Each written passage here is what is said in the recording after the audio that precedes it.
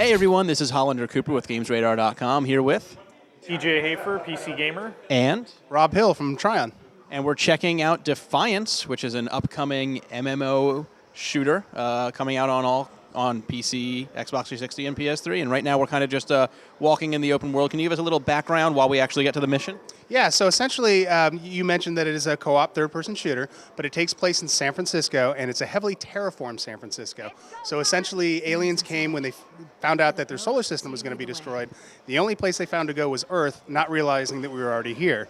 So they show up in modern-day Earth and kind of try and negotiate colonization rights, which they do because the humans want their technology. And make a long story short, things kind of break down, and wars start, and the terraforming engines that they brought thinking that they were going to terraform the planet kind of got activated on their own, and their ships got destroyed, raid down on Earth. Anyway, so the huge destruction on the planet. Where the game and the show take place is just after that. It's a period of regrowth. You start to see alien things grow, human things regrow. You see this weird mixture of creatures like these cyborgs here. They were miners that just went crazy with cybernetics, and that's what he's fighting right now. So you said he's fighting like cyborgs in Port Stinson, it says. So how did he get this mission? Did he have to go somewhere to get it? I mean, like, how's the MMO side actually work? There's multiple ways to get missions. You can get it either from a non-player character, just they exist in the world, or you can get them and complete them just while you're out in the field. You don't always have to run to a character in order to get them.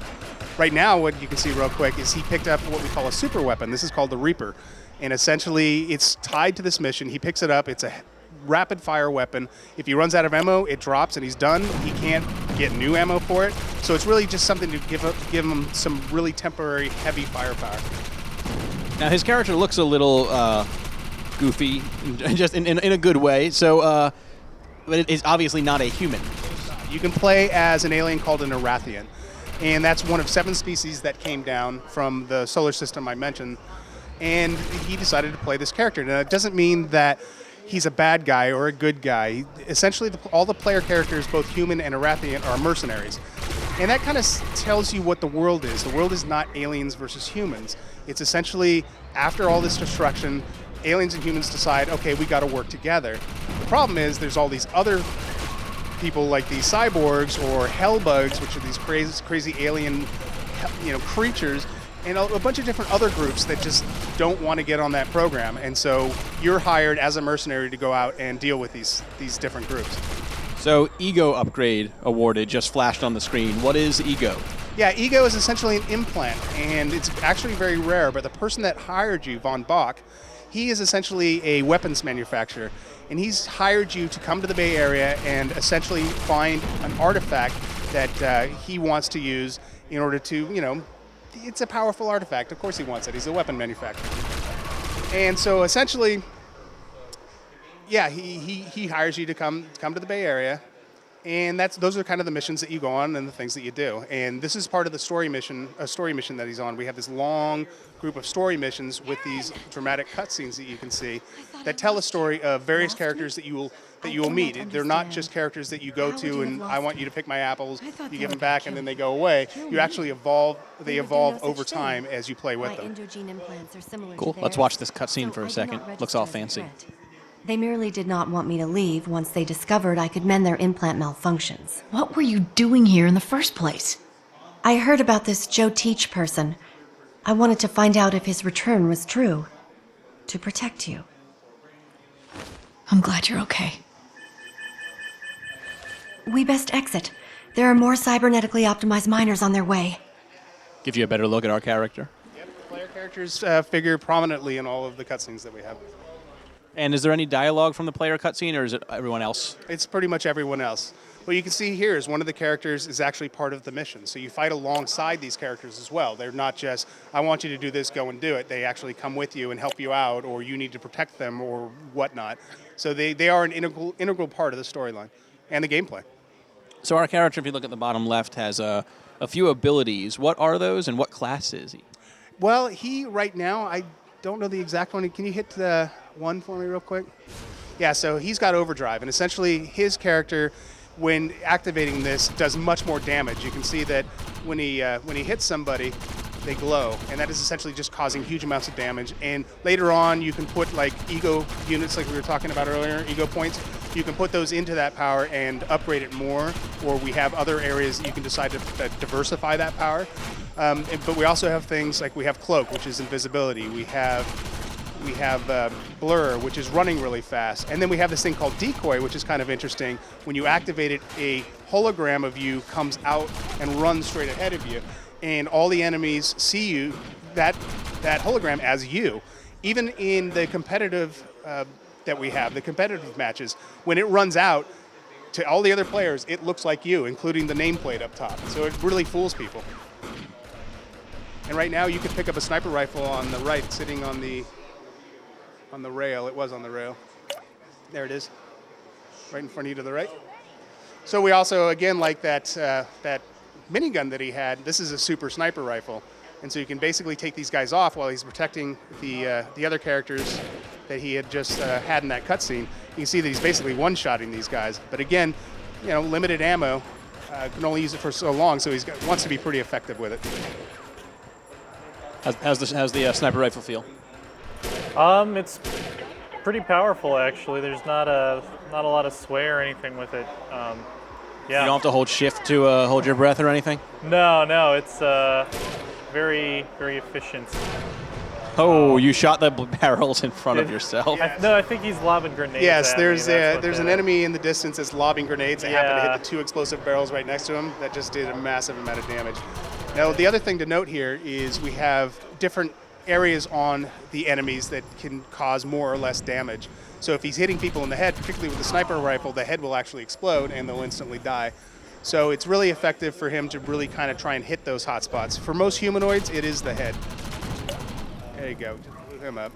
So obviously we're seeing a pretty action-packed segment here, but being sort of an MMO on the side, is there any downtime spent crafting or doing any other stuff that people typically associate with MMOs? Well, while you do get various materials that you can use at different types of merchants, we don't have a sit-down and craft kind of system. You basically are collecting these minerals to trade in with merchants. But we do have things, you get a vehicle from the very beginning, a quad, and you can decide you want to go on these different challenges, which for the quad in particular, it's races, which are not necessarily combat oriented. So you can go on around these courses and try and get a best time. And we track all the players' best times. You try and get number 1, number 3, and we award you with gold, silver, bronze, as well as some specific items or weapons based on your performance. Awesome, and we're seeing just constant loot being dropped. Is fat loot a pretty big part of the game? Oh, absolutely. That's a huge part of this game. We have tons and tons of different weapons you can get. You can get different shields. You can get different grenades, different types of grenades. We have flashbangs, which blind your enemy. We have something called a goo grenade, which essentially puts this bubbling goo underneath enemies and slows them down and causes damage. And so, yeah, and we have different shields that will react differently when you get hit.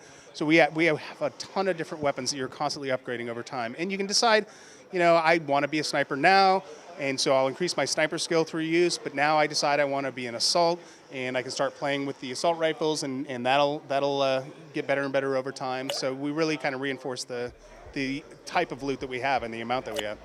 Cool, and there's also a vehicle, which, wow, that was perfect timing. Can you upgrade your vehicle at all? Right now, it's really just cosmetic upgrades, but we do have some perks that we have certainly discussed that will allow you to change how the vehicle functions to some extent. And we're only showing you the quad right here. In the competitive game, whether it's the open world competitive game or in our competitive maps, we have multiplayer vehicles. So I can jump in as the driver. The passenger can be the rocket launcher guy. We have a guy on the back with a heavy, machine gun. So we have a bunch of different types of vehicles even outside the quad. Awesome. Now, you mentioned that you're able to get different skills and abilities and weapons. How important is your actual starting class, or is that more of just a starting point? It's primarily a starting point. So you'll have some advantage using that power or using those weapons. But again, as you get more and more ego points, you can decide to spend those how you want and totally diversify your character. Awesome. And so you mentioned the competitive side. Can you talk a little bit about that, even though we can't really easily show it off right now? Yeah, we have two types. One is essentially, we have these competitive maps. So you join a queue, and by the way, when you join a queue, you don't have to sit on a menu. You can join a queue, and you can go out and continue fighting, doing your missions, and it'll notify you when the queue is ready, and then you can decide to queue into that competitive map. The other one that we showed you guys earlier, called Shadow War, is an open world competitive type of gameplay. So essentially what we do is you start it, you automatically get put into a uniform on one side or another, and collection points, or basically capture points, are spawned over the existing map.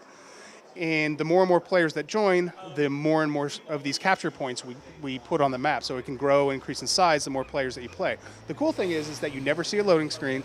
You just all of a sudden see these capture points that the people who decided not to play Shadow War do not see. They can watch you. They can watch you fighting each other. And Could they help by fighting like the enemies in the environment? they can, and that's something else. Even though you're in a Shadow War, all the enemies are still there. All the enemies in the environment are still there. So you have to make a decision on, okay, I can get a sneak on these players over here, but these enemies are going to start getting pissed off. So do I take out the enemies first and move on to the players? But as you said, people who decided not to play the Shadow War can still take out those enemies, and may be doing it because that's part of their mission. Awesome. And so when's the game coming out, and what are people going to be able to get it on? It's coming out in April 2013, and they can get it on Xbox, PS3, and PC. And they can watch a TV show, right? Yes, and the TV show is coming up 2 weeks after we launch this game.